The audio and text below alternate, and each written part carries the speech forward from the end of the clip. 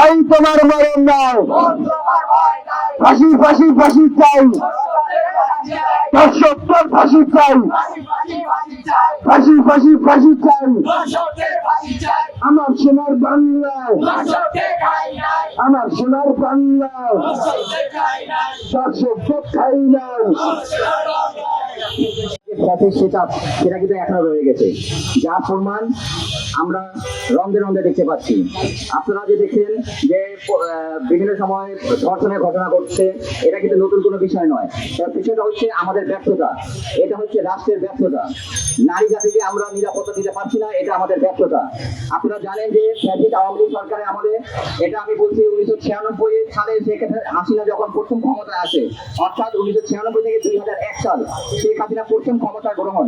সেই সময় জাহাঙ্গীরনগর বিশ্ববিদ্যালয়ে একজন ছাত্রলীগ নেতা সে 100 মেয়েকে ধর্ষণ করেছিল, এটা আপনারা অনেকে জানেন।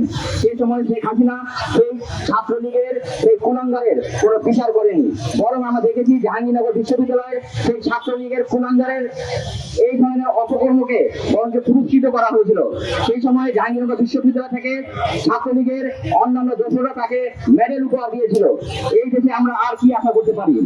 আমরা দেখেছি আওয়ামী লীগের সরকারের শাসনামলে র্যাবের একজন কর্মকর্তা বাংলাদেশের একজন নিরীহ ব্যক্তিকে বন্দী রেখে তার স্ত্রীকে রোজা ভাঙিয়ে ধর্ষণ করেছে। আমরা কি এইভাবে বিচার পাবো?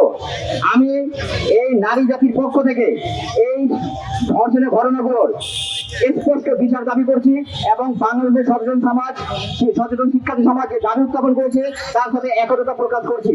বরঞ্চ আমি সেটার সাথে আরো একটা কথা যুক্ত করতে চাই যে ধর্ষক যেই হোক না কেন, যখন তার অপরাধ পুরোপুরি নিশ্চিত হওয়া যাবে, তাকে সে গোপন স্থানে শাস্তি না দিয়ে বরঞ্চ আমি প্রস্তাব করব প্রয়োজনে দেশের আইন সংশোধন করে প্রকাশ্যে তার মৃত্যুদণ্ড নিশ্চিত করতে হবে। প্রয়োজনে আইন সংশোধন করে স্টেডিয়ামের মতো জায়গায় প্রকাশ্যে ওপেন ফায়ারিং স্কোয়াডে নিয়ে ধর্ষকদের শাস্তি নিশ্চিত করতে হবে।